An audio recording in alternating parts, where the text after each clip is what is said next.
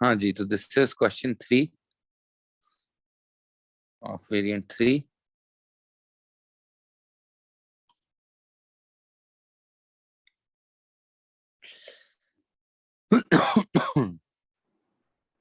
Okay, तो this was about depreciation. तो इसके अंदर हमें सिर्फ प्रोविजन फॉर डेप्रिसिएशन अकाउंट ही बनाना है. We don't have to make the cost account. We only have to make the provision for depreciation account. तो इसके अंदर देखें, इसने हमें बैलेंस ब्रॉट डाउन दिया हुआ है. ये देखो, यही बैलेंस ब्रॉट डाउन है कि 1 अगस्त के स्टार्ट पे हमारा जो बैलेंस ब्रॉट डाउन था वो 12,200 था. फिर वो कह रहे हैं हमने एक मशीन परचेज करी है और एक मशीन जो है जिसकी कॉस्ट 850 थी और नेट बुक वैल्यू 60 थी, वो scrap with no proceeds. Okay, so basically, और एक जो पहले वाली मशीन खरीदी है वो एक्सचेंज कर रही है. तो that means there are 2 disposals. एक इस ट्रांजैक्शन के अंदर डिस्पोजल हो रहा है और एक इस ट्रांजैक्शन के अंदर डिस्पोजल हो रहा है. अब अगर हम मशीनरी का अकाउंट बना रहे होते तो हम डिस्पोजल को जरूर कॉस्ट पे रिकॉर्ड करते, ठीक है, लेकिन डेप्रिसिएशन के अकाउंट में हमें डिस्पोजल की डेप्रिसिएशन रिकॉर्ड करनी है. मतलब बेसिकली, एक तो आपका 1 जनवरी को जो डिस्पोजल हुआ है 2021 में, 2021 1 जनवरी को एक डिस्पोजल हुआ है. एक तो नई मशीन खरीदी है लेकिन हमने पार्ट एक्सचेंज किया है विद एन ओल्ड मशीन जिसकी कॉस्ट 2500 थी इन सितंबर 2018. तो उसकी कॉस्ट 2800 थी इन सितंबर 2018. अब हमारी पॉलिसी है रिड्यूसिंग बैलेंस मेथड एनुअल. तो वो मशीन कितनी पुरानी है? देखो, अभी जो हमारा साल चल रहा है बेटा, वो चल रहा है अगस्त 20 से जुलाई 21. अगस्त 20 से जुलाई 21 is the financial year, right? हमने जो मशीन को बेचा है उसको हमने खरीदा कब था? सितंबर 2018. तो सितंबर 2018 का मतलब है जो साल अगस्त 18 में शुरू होगा और जुलाई 19 तक जाएगा वो पहला साल है, और 19 से 20 दूसरा साल है, और 20 से 21 अभी चल रहा है. दैट मींस इस मशीन को हमने 2 साल डेप्रिशिएट किया होगा at 20% reducing balance method, which basically means के अगर 2500 की मशीन है तो पहले साल की उसकी डेप्रिसिएशन 500 आई होगी, लेकिन अगले साल की डेप्रिसिएशन हमने 2000 पे निकाली होगी बिकॉज वो 500 माइनस करते हैं.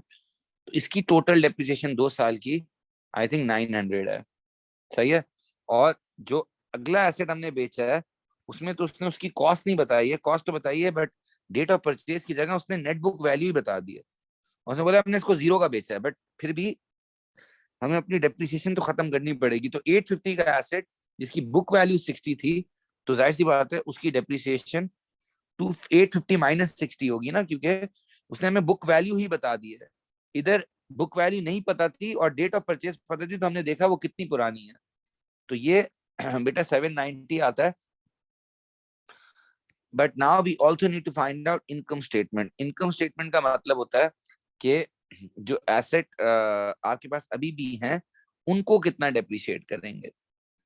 तो क्योंकि रिड्यूसिंग बैलेंस मेथड है और एडली पॉलिसी है, तो अगर आपको याद हो तो इसमें हमें करना ही होगा, हमें देखना ही होगा बेटा कि पहले तो एंड में कॉस्ट कितनी बचती है, तो उसी से हम निकाल सकते हैं. सही है. देखो, अगर हम ये निकाल लें कि अगर मैं इसका वर्किंग में ऐसी एक कॉस्ट का भी अकाउंट बना लूं, तो देखो जब साल शुरू हुआ था तो हमारी कॉस्ट थी 26,800. Can you see this? उसके बाद हमने एक 4200 वाली मशीन नहीं खरीदी. आई नो इस 4200 को तोड़ तोड़ के लिखेंगे, बट बिकॉज कुछ पैसे दिए कुछ एक्सचेंज किया है, लेकिन मैं तो सिर्फ कैरेट डाउन निकालना चाह रहा हूँ कि मेरे कॉस्ट का कैरेट डाउन कितना आएगा. तो 4200 की हमने मशीन खरीदी है और जो मशीन बेची है वो एक 2500 की थी. ये डिस्पोजल है, ठीक है. ये मैं कॉस्ट का अकाउंट बना रहा हूँ just to figure out the cost. और एक और जो बेची थी उसकी कॉस्ट 850 थी. ये भी डिस्पोजल है. तो यहां से बेटा आपको ये पता चल सकता है कि 26,800 plus 4200 minus 2500 minus 850 would give you 27650. अब अगर स्ट्रेट लाइन मेथड होता तो हम इसी का 20% ले लेते, लेकिन रिड्यूसिंग बैलेंस मेथड में आपको ये करना पड़ेगा 27650 में से आपको अब तक की जो डेप्रिसिएशन है वो माइनस करनी पड़ेगी. अब अगर डिस्पोजल नहीं हुए होते तो फिर तो हम इसमें से डायरेक्ट 12,200 माइनस करके इस पूरी चीज का 20% ले लेते हैं। लेकिन क्योंकि डिस्पोजल भी हुआ है तो आपको इस 12,200 को भी एडजस्ट करना पड़ेगा। इस 12,200 में से आपको 900 और 790 पहले हटाना पड़ेगा, और फिर ये चीज इसमें से माइनस होगी और फिर इसका 20% निकलेगा। Remember, it's 20% of cost minus depreciation. तो अगर आप कॉस्ट निकाल लें, साल के एंड की कॉस्ट कितनी है, डेप्रिसिएशन जो ओपनिंग डेप्रिसिएशन है वही होती है, मगर क्योंकि डिस्पोजल हुआ है तो वो और भी कम हो जाएगी। तो अगर आप 12,200 में से 900 माइनस करें और 700 कितना था, 790 माइनस करें, और ये जो आंसर आ रहा है इसको 27,650 में से माइनस कर दें, तो I think you should get the answer if you do into 20% या 3428।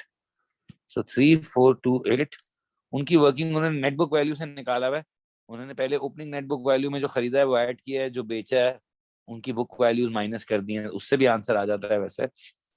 बेसिकली वो लोग ये कर रहे हैं, जो मार्क्स स्कीम है, he is doing opening net book value which is basically this minus this, right, plus जो खरीदा मतलब 4200 माइनस जो बेचा। अब दो एसेट्स हमने बेचे हैं, एक एसेट बेचा है जिसकी बुक वैल्यू 60 है, और एक एसेट बेचा है जिसकी बुक वैल्यू है आई थिंक 1600, क्योंकि 2500 थी और 2 दफा डिप्रिसिएशन हुई है उस पर।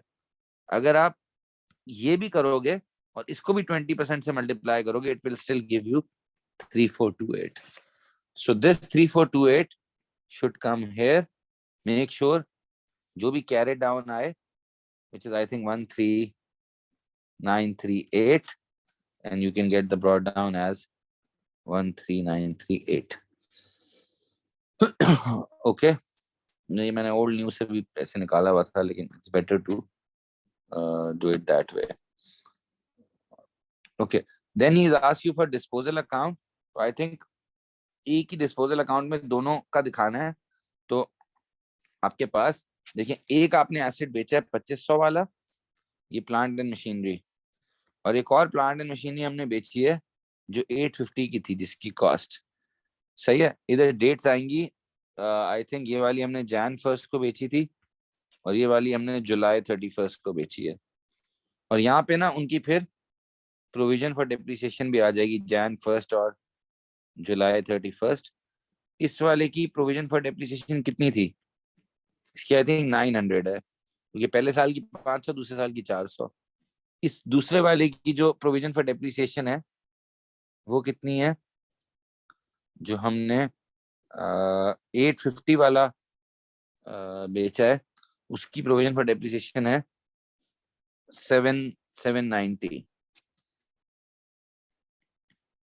Provision for depreciation. ओके, फिर ये वाला तो जीरो में बेचा है हमने, लेकिन इस वाले को हमने बेचा था, उस पर हमें ट्रेड इन मिला था। अगर आप देखो तो 4200 वाला जो हमने जब एसेट खरीदा था, तो हमने सिर्फ पेमेंट 2450 की है, और बाकी पार्ट एक्सचेंज मिल गया हमें। तो दैट मीन्स हमें पार्ट एक्सचेंज मिल रहा होगा 1750 का, क्योंकि हमें 1750 नहीं देने पड़े। 4200 के एसेट के हमने सिर्फ 2450 दिए ना, बाकी 1750 का उसने हमारा एसेट खरीद लिया। तो that is the selling price of the asset which we have sold. यहाँ पे ट्रेड इन आप लिख सकते हो, या प्लांट एंड मशीनरी भी लिख सकते हो। तो इससे हमें ओवरऑल गेन या लॉस पता चलेगा, क्योंकि दो एक साथ आपने डिस्पोजल अकाउंट्स बनाए हैं, तो आपका ओवरऑल गेन आएगा 90। टेक्निकली आपको एक एसेट पे 60 का लॉस हो रहा है और एक एसेट पे 150 का फायदा हो रहा है, क्योंकि जो 1600 जिसकी बुक वैल्यू है वो हमने 1750 में बेचा है। तो ये चक्कर है। इसका रीजन व्हाई बिजनेस में choose to depreciate plant machinery using reducing balance. तो plant and machinery reducing balance पे क्यों होता है, क्योंकि वो शुरू में ज्यादा एफिशिएंट होता है। वो टेक्नोलॉजिकल बेस्ड एसेट्स होते हैं, उनकी वैल्यू शुरू में ज्यादा गिरती है और शुरू में ज्यादा एफिशिएंट भी होते हैं। और दूसरा, प्लांट एंड मशीनरी में मेंटेनेंस कॉस्ट बाद में जाके बढ़ती है, तो इट्स बेटर कि आप उसकी जो डेप्रिसिएशन है वो शुरू में ज्यादा करो, एंड में कम करो। बिकॉज मेंटेनेंस कॉस्ट शुरू में कम होती है, एंड में ज्यादा होती है, तो आपका ओवरऑल एक्सपेंस बैलेंस रहता है। ठीक है, तो ये इस वजह से करते हैं। ओके, क्वेश्चन 4 की मैं अलग वीडियो निकालता हूँ।